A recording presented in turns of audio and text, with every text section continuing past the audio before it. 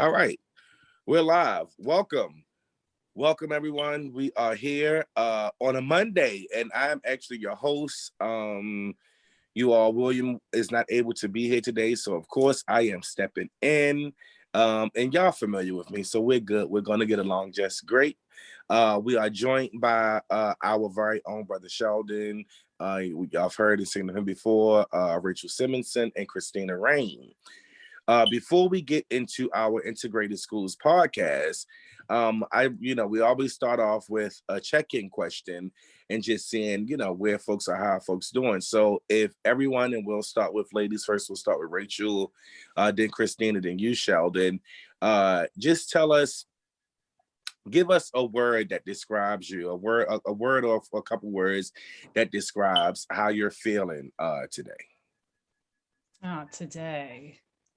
Well, I'm feeling excited and optimistic to be here and talking to you all about integrated schools. I always feel rejuvenated and reinvigorated when I talk about integrated schools. So it's been kind of a disjointed day, but this is a good way to end my day after work. So I'm excited to be here. Awesome. Kristina? Well, Rachel said the word disjointed. I guess that I was going to say scattered as my word, just because I was sharing with some people right before this. My daughter has COVID, which we think she got at school, but we've had a lot of phone calls from contact tracers from the Maryland Health Department and the Baltimore City Health Department, and just a lot. So yeah, going back and forth between like answering the phone today, doing my job, taking care of my kids who both have to be home but can't be in virtual school. It's been a day of lots of different hats, and also getting myself tested for COVID and things like that. So, but I also am really excited to be here, and I'm grateful for the opportunity to be talking to you all. Thank you. Brother Sheldon. Yeah, I'm a bit nervous. I'm not always comfortable with this kind of thing. But yeah, I'm definitely feeling on the up. I think the day started with my child feeling like this was going to be the worst day ever. But it totally was not. And yeah, we're on the up. So that vibe is carrying on with me too. Okay. Cool beans. So just so that y'all know, Sheldon is, he does give this, kind of nervous, shy thing, and then out of nowhere, it's just like bam, bam, bam. He comes in with the good stuff. So y'all just watch throughout this hour that we're together and see if that happens again, because that's happened in the past. Awesome. And so for me, I would definitely say that I still feel great. Like I still feel great. I just shared with our guests that I sing my favorite Patti LaBelle over the weekend, and it was an absolute amazing show. Like at 77 years old, I felt ashamed. Seriously. And this is a recent picture, so she looked like this. At 77, it's like, what am I doing wrong? But other it was just great. I'm just still in that space. Oh, you gotta be kidding me. My apologies. I don't know, something just blank out. But it's just great. It's just great. It's really good. I am currently sharing us and getting us into other groups right now, which I'm almost done. For those who have already joined us, you already know our regular drill. Please share the live and, think of any questions and comment any questions or comments that you may have in the comment section. So today we're talking about integrated schools. Just to give you a little bit of history, despite the landmark 1954 Supreme Court Brown versus Board of Education ruling that separate is not equal, our public schools today are increasingly segregated by race and class. Many white and or privileged families use their privilege to access more heavily resourced schools, concentrating privilege and isolating their children. The results for students of color is often high concentrations of vulnerability in under-resourced schools. White parents have been the key barrier to the advancement of school integration and educational equity. The primary purpose of the integrated schools movement is to change these behaviors. So first of all, I mean, just for me, and I know others will join, thank you all for, stepping up and being in the position that you all are in. And we'll get into it. So we understand that the Integrated Schools Group is part of a national organization of white and or privileged parents. Can you tell us a bit about the group? How did it begin and what's the purpose? I'll try it, guys. Okay, so Integrated Schools is a national grassroots movement of parents and caregivers who are committed to anti-racist school integration. And we are open to people of all races. And in fact, just today, the national leaders of integrated schools announced an initiative to make the transition from a primarily white space to a truly multiracial organization, to find a way to be more welcoming to non-white members. But we are primarily a white space. And the reason why is that, as you said in your intro, white people are the ones who need to do the work.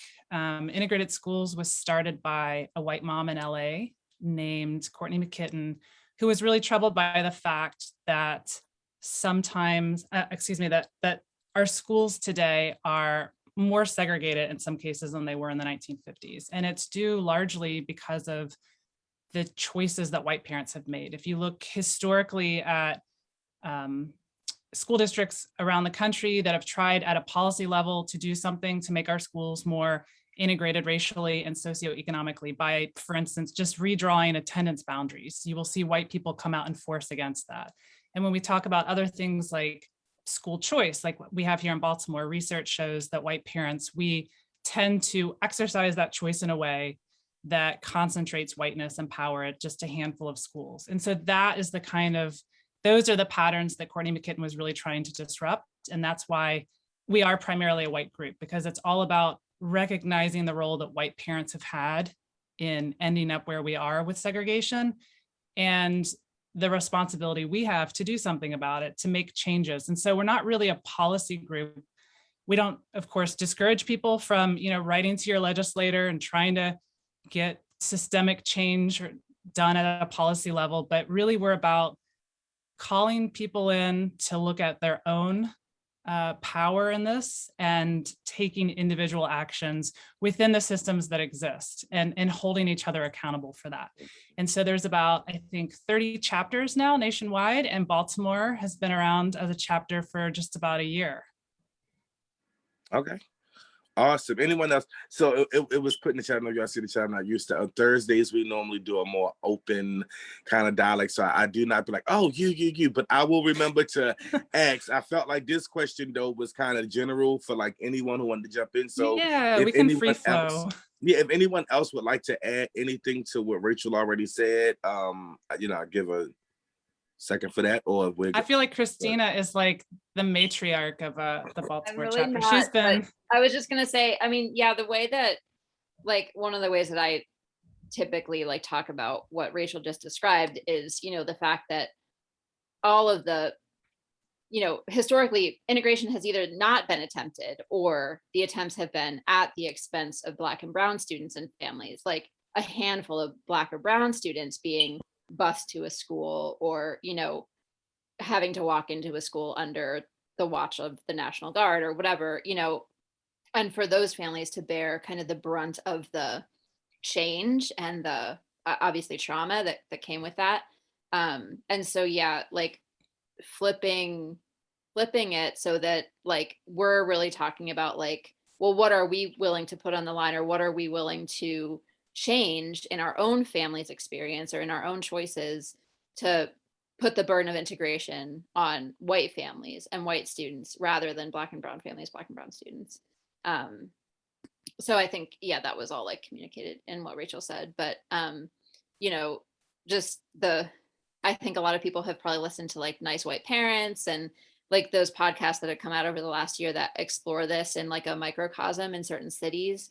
And you can just see, the way that this happens, like white parents, even, in that podcast, quote unquote, well-intentioned white parents, often just make really huge mistakes and really cause pain and trauma, obviously, for communities of color, even when they are attempting to integrate, spaces and become, move towards this multiracial sort of ideal that people uphold in a lot of ways, we still get it wrong. And so I think, one of the goals of integrated schools is to provide that sort of, like sometimes I describe it as like a butt kicking support group. Like it's not a support group, like we're going to say like coddle you and say like everything you're doing is amazing. But we are going to be like, we're all in this together. Like we're all doing a similar thing or making similar choices, and we're going to hold each other accountable. And sometimes that's going to feel like getting your butt kicked. Like sometimes that's going to feel like being put in your place. Sometimes that's going to feel challenging. But the power, I guess, in that is that we are doing it together as a community of people. And like, we know that there were white families, choosing to have their kids in predominantly Black Baltimore City public schools 2 decades ago. We know we're not the first people to do this, but I think we've all found power in the community of it. And like knowing that like, well, you might be the only white family at your school, but you're not the only white family in Baltimore doing this. You're not the only white family who's ever done this. And so like, it kind of makes it a little bit less like, oh my God, this is scary, because it just kind of normalizes it, I think, when you're in a community of people who's doing it together. Awesome.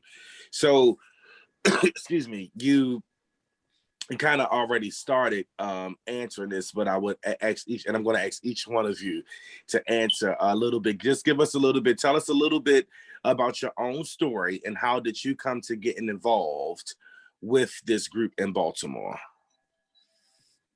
Should we go? And let's start with Kristina, because you started, and then we'll go to Sheldon and come back to you, Okay. Rachel. I was going to say we could go chronologically. I first became aware of the work of integrated schools in 2016, which was before we had to like make the choice about the vast landscape of Baltimore City public schools confusion.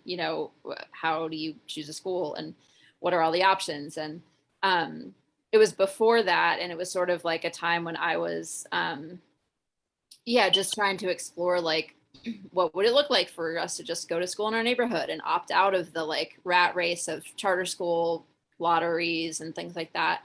And Integrated Schools National has a podcast that Courtney McKitton, the original founder, who has since passed away, was doing, I guess, a weekly podcast on topics related to this. And so I think I just found the podcast through like a search, like an internet search when I was reading Nicole Hannah-Jones, and they're like, Integrated Schools National is like big Nicole Hannah-Jones fans. And so I found through that link like a podcast that started me listening, and then they were offering like book clubs and opportunities for parents across the country to get to know each other. And I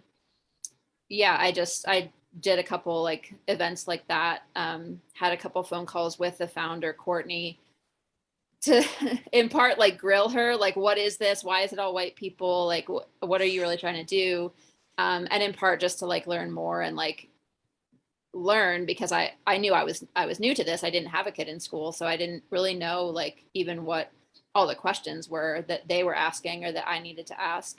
And just really found a great community, like I said, of like butt kicking support, I guess. So helped me navigate the questions that I was asking at the time about, where to kind of move towards in our own school choice process, I guess. And then,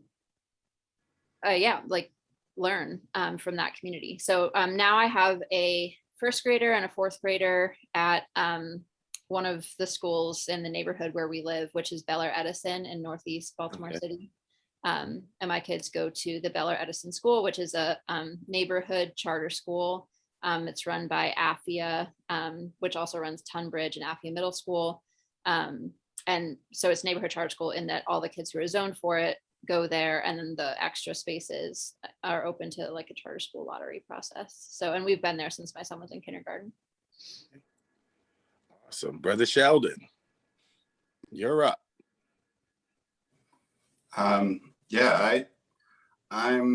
late to the party, really. I really appreciate the work that Rachel and Kristina and other people like them are doing, because I now am trying to kind of catch up and learn with them.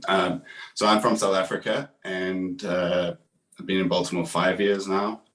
I have a second grader in our local community neighborhood school, Commodore John Rogers. And I guess I stumbled across this out of ignorance and in some ways, and then being from South Africa, we have very similar and a different scale of inequity around education and other areas when it comes to race. So not total ignorance, but ignorance in the sense that I didn't know about the school system. I didn't know about some of the choices and some of these background issues, and I've been learning, and I'm still learning. So it's been great to get to know people like Kristina and Rachel and other people who are working hard at kind of knowing better and doing better in school spaces and around education. So yeah, I ended up just volunteering at our school, just checking it out ahead of enrolling my kid, and then had a good feeling about it, signed up, and I've enjoyed being part of the community. Okay. Rachel? So I don't even remember exactly how I discovered integrated schools. I've been thinking about this for a few days. I think I first discovered integrated schools when my oldest kid, who's now 6, was a baby, because I don't know what everyone else's experience was, but mine was like, as soon as we were pregnant, it was like, what are you going to do about schools? What are you going to do about schools? And we live a few blocks away from our neighborhood zoned traditional public school. And but most of my white neighbors send their kids to charter schools, many of them without even like considering the local public traditional school, which, by the way, is Garrett Heights Elementary Middle School. And so I think probably too, reading a lot of the same stuff Kristina mentioned, like Nicole Hannah-Jones's pieces about this, it just kind of made me, I didn't, and I still don't always have like the language to articulate, but I definitely had some feelings about what I was seeing and what was going on. And so I was looking for sort of that support because I had some, frankly, kind of emotional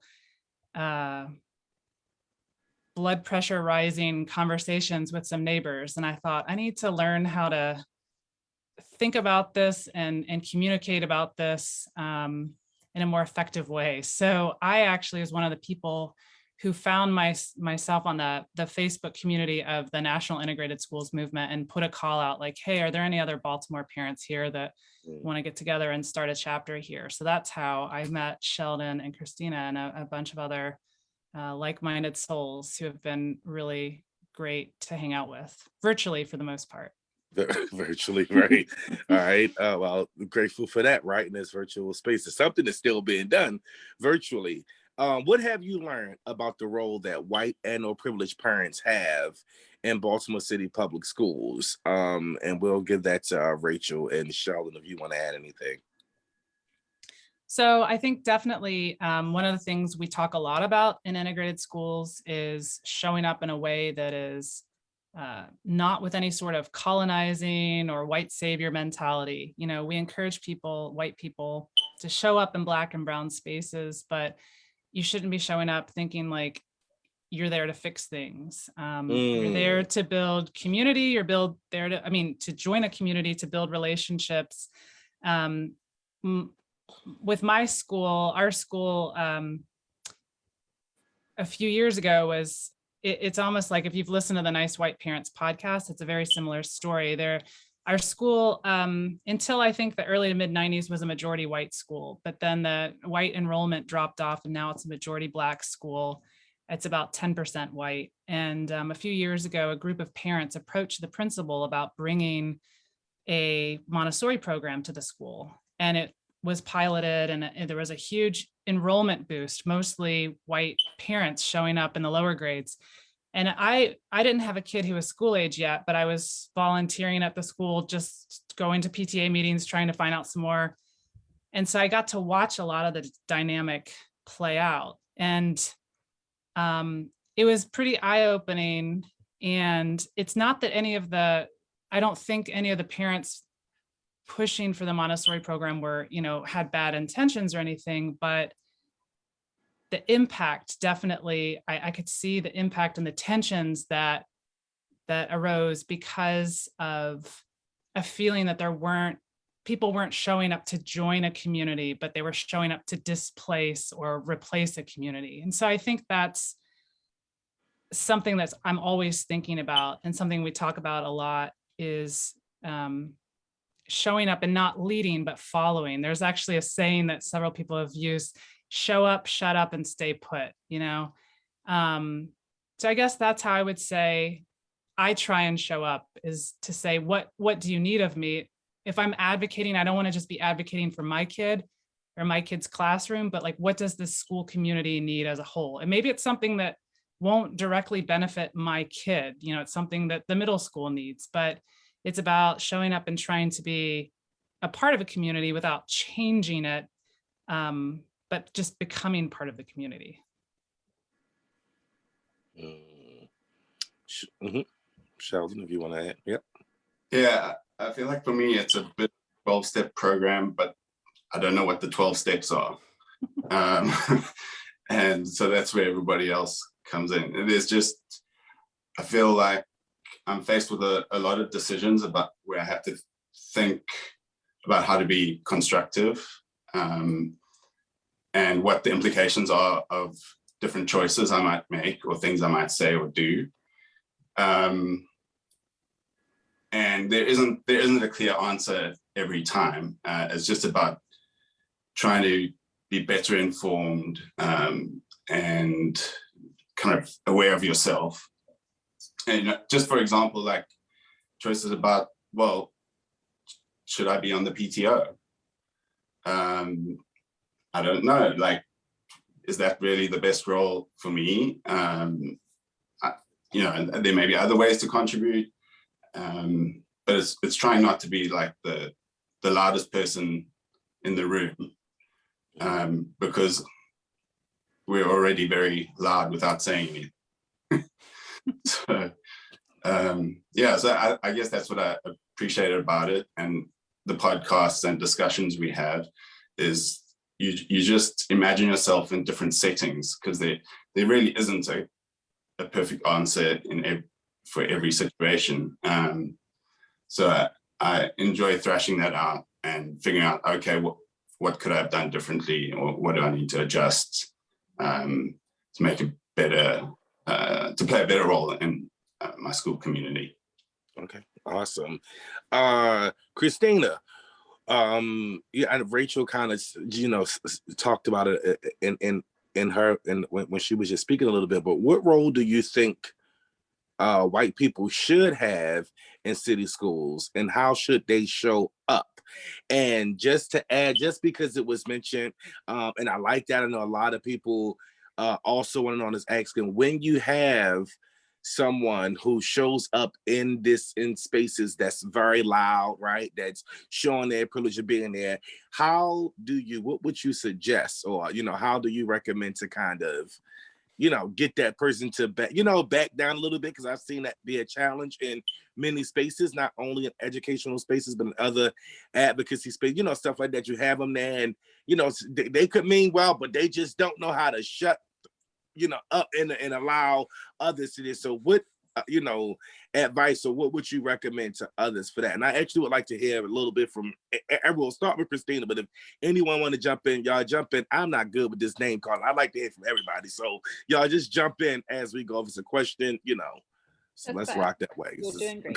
I mean, initially reading the question or hearing the question, what role do you think white people should have in city schools? I think there's places where we shouldn't be. Like there are places that have been, dominated and led by Black parents for decades, and like there are places where I don't necessarily think we need to show up, or we should show up. And I also think that this is not like a blanket recommendation for every white person I know to like go to your local zone public school. Like, there are people I know who have not like done the work to be able, and I want to say that with humility. Like, I know I haven't done all the work either. And like, I want to be in this posture of humility and constantly learning, you know, certainly the whole time I have, you know, my kids that are school age in Baltimore City and beyond. But, you know, we want people to have done a little bit of prior work, at least, in terms of like knowing some history, like knowing yourself, like knowing what your tendencies are. Like, if you're already the kind of person who's shy and it's like difficult for you to make friends, like even as an adult, like you should be aware of that. And you should know that like going into a predominantly Black and brown school, like the community of that school is really important. And you're going to have to put yourself out there in ways that might make you uncomfortable, just like personality wise, like not even having anything to do really with your race, but knowing that like, I'm a shy person. I don't like initiating conversations on the playground or like initiating conversations at drop off. Like, at some point you're going to have to get over that to do it and to like meet your kids' friends' parents, you know, like that's just how school works. And your kid is going to have richer relationships with their classmates if you are willing to put yourself out there, you know, and make friends with parents, for instance, or teachers or whatever. On the same, you know, on the opposite end, flip side of that coin, if you are like, if your personality tends to be loud, like kind of dominant voice in the room, you like to be the center of attention, know that about yourself as a white person going into a predominantly Black or brown space, because you want to be aware of how much room you take up and probably take up less room than you're used to taking up. And so I think at least having that base level of self-awareness, like what am I like just as a person, and how is that going to be, you know, perceived, exacerbated, whatever, by being maybe one of few white families in this school, or maybe not, you know, some Baltimore City, like there's schools all over the map in terms of what their demographic makeup actually is. And there's places where you'll probably be, you know, more inclined to like just be friends with all the white parents and not, you know, bust out of your comfort zone and try to like, you know, make friends from different backgrounds. So like, I think in that way, like the role I think for white parents, white people, white families is to like do some of that work ahead of time and know like what your tendencies are coming in, and then be aware of that and like work to move outside your comfort zone, whichever way that takes you, you know, if that makes sense. I think in terms of your second question, like we just have to get comfortable calling people in, calling people out and calling people in, right? Like when we see another parent, especially if it's this dynamic, that I think like the more we see it and the more we, you know, whatever, listen to the podcast, read stories about this kind of thing, the easier it is to train ourselves to see this dynamic when it's happening, this dynamic of like, oh, I see that you're well-intentioned, but the impact of what you're saying or the impact of what you're doing doesn't match with what you had hoped for. And then to be able to say that to someone, like take them aside after a PTA meeting, or sometimes call them out right in the middle of the PTA meeting, depending on, you know, what the transgression has been, and be able to say like, hey, that didn't land the way you thought, or, you know, think about what you just said. Why did you say that? I think the like why questions, like helping people unpack, like, for instance, if someone says, for like one of Rachel's points of like, no one goes to that school. Like no one sends their kids there. Well, there's kids in the school. I see kids when I drive past the playground. Like, what do you mean no one sends their kids there? Like, why did you say that? Helping people kind of unpack these things that they might say without thinking. I think, you know, it's something that I think we all white people who are in racial justice spaces have a growth curve on this, and like we have to get better at it. But calling, you know, being able to call out that sort of thinking when we hear it or see it, to make people aware of the impact that it has, to make people rethink, you know, why am I saying what I'm saying? I think that's the way forward. And I know I just spent a lot of minutes talking. So no, it's all right. We want to get we like the information. We want to get educated, and just so that you know, here on the show, you'll probably see me do this. This is called nuggets, and people are commenting nuggets. From each one of you have gotten nuggets. I was just waiting for you all to, like, you know, come and we get to the space where I go to them and then introduce that to you all. So people are actually taking in information and loving it and saying nuggets Awesome. to you all. And just so you know, these are from Black parents and Black folks who are watching, who's definitely saying that, you know, giving nuggets. But if Rachel, if you want to add anything or think of anything else, Rachel or Well, Sheldon, I definitely want to echo what Kristina said about humility. I still am struggling with how to talk about my own experience and the things I've seen at my school without ostracizing white people. You know, I want to call in white people. I do want to hold white people accountable, and I want them to hold me accountable. And I'm still sort of navigating that space. But one idea that the integrated schools national leaders have come up with is the idea of workout groups, that, you know, you can find other like-minded white people that you could like talk to if you have a concern and work things out, and they can hold you accountable. Because what we don't want to do is add emotional burden to the Black parents in our schools, or the brown parents who frankly have already suffered enough from racism and well-intended, but not always well executing white people. So I'll just say too, that I think showing up in a predominantly Black space, it's totally reasonable for Black parents to have a little bit of a lack of trust, or to feel like you need to earn their trust. And I don't blame them, especially if you have, or are entering a school where white people have a tendency to show up for pre-K and then leave, or, you know, show up and try and demand certain things. They don't get them, then they leave. One thing I would say, I've been thinking a lot about this. I feel like a lot of white parents I know think about education almost like a product, or like a business. And it's like, you know, if you want my business, then I demand this. And if you don't, I'm going to take my business elsewhere. And so I think it's really about stepping back and thinking, like, what do we want for our children and for our society at large? I mean, I really want my white kids to grow up in a multiracial space where they can see the humanity and dignity in people who don't look like them or come from the same background. And if we don't achieve that, then I feel like we're going to keep repeating the things we see play out across our country in terms of the racial divisions we have and police brutality against Black and brown people. So how we show up, I think it's just with constant humility, self-reflection, and just trying to hold each other accountable, just showing up, shutting up, and staying put. Gotcha. Yeah, I think it's also just playing the long game as well. I mean, realizing you've got X amount of time where you can make a contribution, but trying to keep the bigger picture in mind. It's taken hundreds of years to create these issues and the system. What are we going to do to chip away at it in the time we have, and kind of build some momentum? Yaji commented a point that I was definitely going to make, and I like, and that's that calling in and calling out is important, no matter the skin tone. And I totally agree with that. Though I think, there are, white folks who need to be called out and called in. It doesn't stop there, right? Like, it doesn't stop there in this space.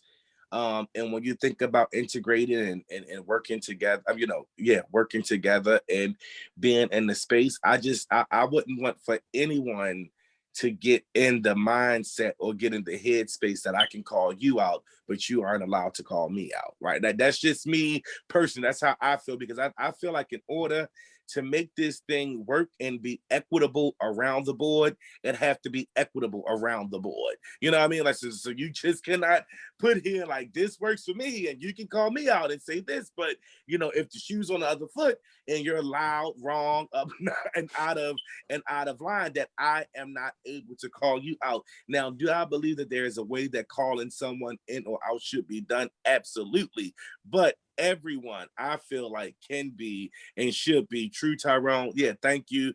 Great nuggets from Sheldon. I love shutting up and staying put. I'm just reading through some of the comments that people are expressing. Great nuggets from Sheldon, great nuggets from Rain and Rachel. Again, so people are definitely taking in and learning.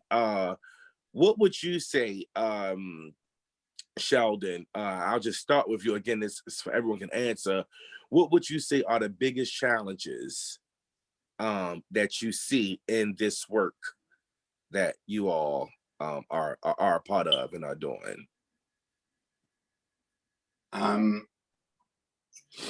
Well, I think for me, I think awareness is the first challenge. Like, I'm very embarrassed about like some of the responses I had when I first joined the school, and some of the thoughts and emotions that went through me. Like, even just having my child be the only white kid in the class sometimes, or something like that, and being all kind of precious about it. Yeah, so I think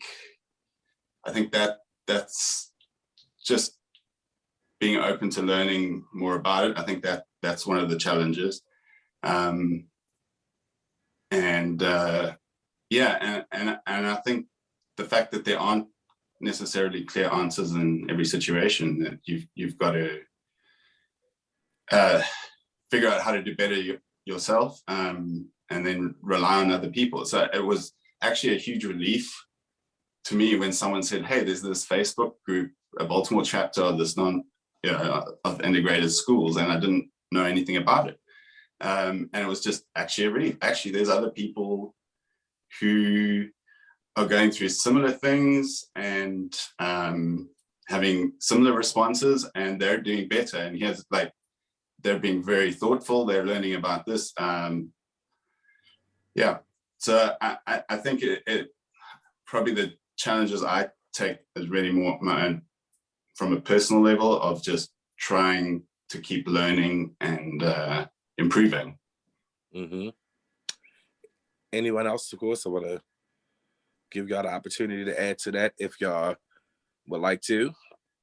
Yeah, I mean, I think the fact that we'll never know everything that there is to know. I mean, we're trying to learn like Baltimore history, like what is the history of Baltimore City schools and the integration over the years. And like, I wasn't alive in 1954, so like I don't know what the immediate like fallout of Brown was here and things like that. That like I wish I had like unlimited time to just like read and learn and interview people and walk around and visit different schools and different neighborhoods and like really learn like why has Baltimore, been shaped the way it has been. And like there will always be more that we don't know and like pieces that we're missing. And I think obviously that's like a big challenge to racial justice overall, is like, how many pieces can we put together to like figure out like where we are, where we need to go next, and keep ourselves in the place of learning and being challenged. I think another challenge to me is just like we're always going to be limited by who's involved. Like we're always going to have limited perspectives because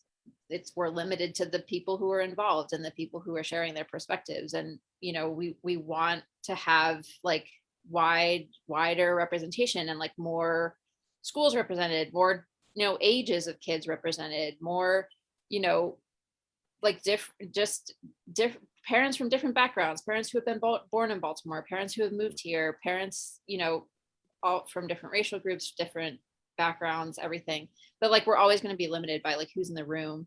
And then also by like the choices we make that keep certain people out of the room. And so I think that is a challenge that we constantly have to keep challenging ourselves with. What are we doing that's might be keeping people out of the room, and how do we change that, and who do we want to be? I think we're still very much learning who we want to be, as a group, and how we fit with the national chapter, but also how those things play out in Baltimore specifically, which is, over 60% Black city. How do those things play out here? That's different from Denver, different from, these cities across the country that have chapters that might be just dealing with something totally different, asking different questions than we are, and then arriving at different answers. So I think all of those are challenges that, when I think about them, they seem overwhelming. Like, why would we even try this? It's silly. Like, we're clearly going to get it wrong. But, I do think that there's value in trying and in, making the attempts, and the ways that we've challenged each other already to learn, I think have been, obviously really eye-opening for me and really beneficial to us as a group. And so that, to me is worth it to keep pursuing for that reason. Yeah, I'll just echo. I agree with what you were saying, Kristina, about the challenge of making this a space where white people can have honest and hard conversations and come to grips with some of the things that we frankly haven't had to think about for most of our lives. White people's experience in America is just vastly different than our Black and brown friends, and that can be hard for us to have these conversations in front of non-white people. I can understand is uncomfortable and offensive sometimes, and so we don't want to have a space where it's, like Kristina said, it's just a bunch of white people patting each other on the back or anything like that. So it's one challenge is how do we create a multiracial space but still do the important whiteness work we need to do, where we need to think on our own role in all of this and how we can do better. And then I'll say another challenge that I personally have is how to talk to other white people who are not making the same choices or haven't prioritized integration the way that I hope to be doing. There's a lot of, I think, coded language that goes on among parents, at least among white parents, about, I think that's great what's happening at that school. It's just not the right fit for my kid. And it's like, well, what do you mean? Why is it not the right fit? What do you think's happening at that school? Why is this one the good school? Why did you not even consider this other school? So I'm still trying to figure out, how to broach it to the people who need to hear it. I mean, integrated schools is also really big on the white lips to white ears, the idea that, sometimes white people need to hear it from another white person. So that's part of a struggle I have, is learning how to talk about this in a way that's not so confrontational that, the person listening is just going to shut down, but try and talk about this in a way that challenges people to rethink their assumptions about schools, many of which are just based on a total lack of personal knowledge about any particular school or the school district at large. Got you. Are there any Black or brown people in the group Nice White Parents? This is a question from someone watching. They said, I would personally consider this as a learning opportunity. So does anyone know the answer to that, if there are any Black or brown parents in that space with Nice White Parents? Well, Nice White Parents, I brought that up earlier, but I didn't actually explain what it was. Nice White Parents was a podcast that, is it a year old? Was it last fall? That we have sort of like referenced as like in part a cautionary tale to us. But in terms of our group, our Baltimore Integrated Schools chapter, we do have one Black parent and teacher, and a couple other Black folks who are different levels of like involved in the city and invested in integrating school spaces, even if they're not a parent or a teacher, who have been involved with us and sort of helping to, help us think about how to shape this group and what we want our purpose to be. None of them would say that they're like core leaders of the group, because they have recognized, partially how it's been kind of inhospitable to parents of color, people of color, in that what we're working on is really a white parents or white, people project. And that's like really what we're trying to like focus on, is how we take the responsibility for this. And in that way, I think integrated schools nationally has a lot of questions about like, I mean, there's parents of color across integrated schools nationally who constantly ask this question of like, what's my place here? And what do I have to bring to the table? So, I think and I would, obviously want to let those folks speak for themselves, the folks that have been involved in our Integrated Schools Baltimore chapter and helping us kind of think about it. They have different reasons for not being like part of the core team. But there certainly are, certainly on our Facebook page, which is much bigger than just sort of the core leadership team. The core leadership team is about 7 people, I think, right, Rachel? And yeah, so we don't have any people of color super involved in that right now. But in the Facebook group, which is much larger, there definitely are parents of color, teachers of color involved in that, and like kind of on the periphery. And I think, yeah, one of the challenges, like we said, is like, how do we become a multiracial space that's really thinking about school integration from all these different perspectives and not just from the perspective of white parents? Got you. Awesome. And so y'all, Rebecca have posted in the comment section, you all will see that she posted a link for the national website on integrated schools, as well as for the Baltimore group on integrated schools. If people wanted to get involved, are watching today and like, this is great, I want to learn more, I need to be involved, have a role, or, something, I want to support it, whatever, how, who should those people be? Is this, I hear you want, want a multiracial group, so we get that, but how do these people get involved? Rachel. I would say go to Anyone. yeah, go to the website. It's a good place to start. You can join our Facebook page, which isn't super active, but if you just want to learn more, the website has tons of information, including links to the podcast, which I think is a really great place to start. The podcasts, I think there's like 3 years worth, no, more than that, like 5-6 years worth of podcasts. Basically, we're all of the view that we shouldn't just be okay with the status quo. And as Sheldon said, maybe we don't have all the answers, but let's like ask the questions and talk about it together and see how we can reach a result that we can all feel good about and do it in a way that's not harmful to anyone along the way. So we're definitely open to anyone that wants to have that conversation. And another thing that the National Integrated Schools has is if there's any parent who's listening to this who wants to talk one-on-one with another parent who is, going through the process of enrolling their child in a school where their kid is in the minority, maybe the only kid of their race at school, and they want to talk to someone about what that experience was like. You can go through the website and be connected with a parent who'd be happy to talk to you about their own experiences. And it might be someone from across the country, but you can get connected with people if you have certain questions. So I would say, check out the website, check out the Facebook page. Yeah. Yeah, and the national website does have a chapters tab, which would then the Baltimore chapter would show up on that tab, that you could fill out a form to get connected specifically to. Rachel's the one who gets those forms from the national website. So if there's someone, especially who doesn't have Facebook, who wanted to get involved, that's another way to like join our Baltimore, get more information about our Baltimore chapter without going through Facebook, is to use the Integrated Schools national website and just click on chapters. Okay.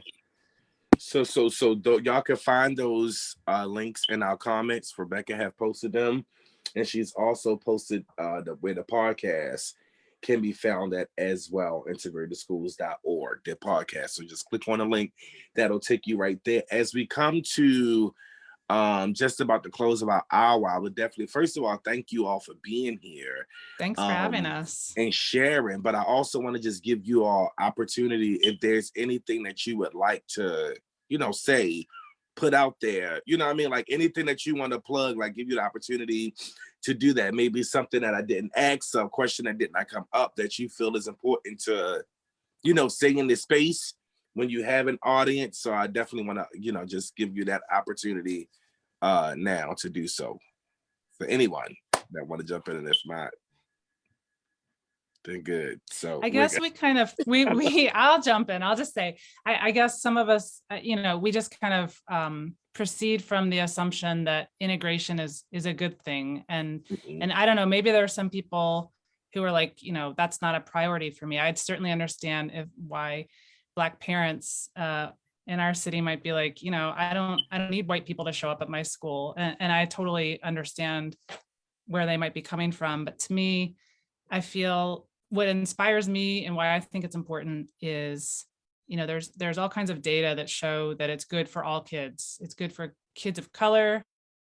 It's good for white kids. And there's statistics you can look up that people like Nicole Hannah-Jones cite. But I just think as a matter of, in my heart, what makes me feel like we have to do this is that when I see things that happen on the news and I see just racial divisions, to me, it's just symptomatic of the fact that we live in separate worlds in so much of our lives. And so if our children could grow up together and learn and grow together, I think it would be better for everyone. So that's sort of my cheesy little plug, but I just want to say that. Not cheesy at all. Anything, Sheldon? Okay, you want me to go ahead, Sheldon? No, yeah, I agree with that sentiment. I feel it's weird. I have such a mix of feelings. I spend a lot of time feeling like guilty, but my kid is so lucky. And I feel like, some people might see this as, you doing something for other people, but it's, it comes back. Like my mind keeps getting blown by the conversations I'm having with my kid. So I think that's pretty amazing. And I think the last plug I would give is just for those podcast episodes. Like, I found them so helpful. You don't have to go, it's overwhelming. You don't have to go through them one by one. But even if you just look at the title and the topics, some might be on gifted and advanced learning, some might be on historical context, or an interview with an author. And I have learned so much from those. I really recommend them for anybody. Awesome sauce. I see. Hold on. It's actually thoughts about the attack. Okay, yep. And so we do have another question, a little bit of time. Do anyone have any thoughts on the opinion about critical race theory?